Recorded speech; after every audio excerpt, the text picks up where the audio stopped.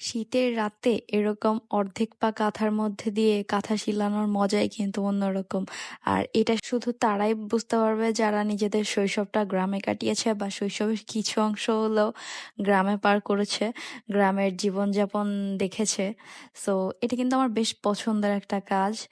এখন তো নকশি কাঁথার প্রচলন প্রায় উঠেই গেছে, বাট আমার কেন জানি হুট করেই মন চাইলো একটা কাঁথা করতে। তো এই কাঁথাটার কাজ আমি বেশ কিছুদিন ধরেই করছিলাম।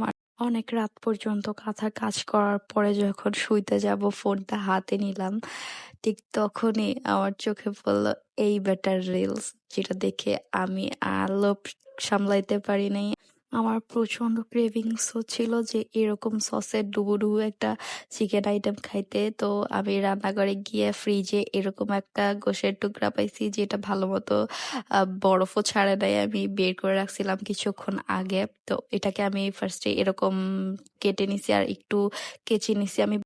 আর এখন এটাকে যত সহজভাবে রান্না করা যায় আমি ওইভাবেই রান্না করব, যাতে আমার ক্রেভিংসটাও মিটে আর খুব সহজে আমি রান্না করে নিতে পারি।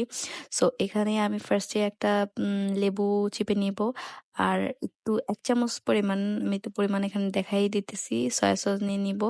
এরপর স্বাদ অনুযায়ী এখানে আমি মরিচ অ্যাড করে নিতেছি, গুঁড়া মরিচ। একটু সামান্য পরিমাণে হলুদ দিয়ে দিলাম যাতে কালারটা সুন্দর আসে। যেহেতু চাচ্ছি আমি যে এটা একটু মিষ্টি মিষ্টি টাইপের হোক, ঝাল মিষ্টি মিলানো, তো এর জন্য আমি হালকা একটু চিনিও অ্যাড করে নিছি। এটা আপনারা চাইলে নাও অ্যাড করতে পারেন। তারপরে একটু বাটা মশলা অ্যাড করছি। বাটা মশলাটা অ্যাড করার পরে কিছুক্ষণ এটা রেস্টে রেখে দিব। আর এখানে একটা প্লেটের মধ্যে আমি কিছুটা আটা আর সাথে একটু গুঁড়া মরিচ আর একটু লবণ অ্যাড করে নিয়েছি, আর যেটা দিয়ে সেই ম্যারিনেট করে রাখা চিকেনটাকে আমি কোট করে নিব। আর এখানে একটা কড়াইয়ে তেল গরম হতে দিছিলাম আমি। তেলটা যখন ভালো মতো গরম হয়ে আসছে তখন আমি চিকেনটা এটার মধ্যে দিয়ে দিব। মিডিয়াম টু হাই হিটে চুলার হিটটা রাখতে হবে। এতে করে চিকেনটার উপরের পার্টটা যেরকম ক্রিস্পি হবে, মধ্যটাও সেরকম জুসি জুসি হবে। এই রেসিপিতে শুধু চিকেনটা পারফেক্টলি ফ্রাই হলে আর সসগুলো ঠিক থাকলেই রান্নাটা পারফেক্ট হবে। সো আমার চিকেনগুলো প্রায় ভাজা হয়ে গেছে আর এটাতে কিন্তু খুব সুন্দর একটা কালার আসছে।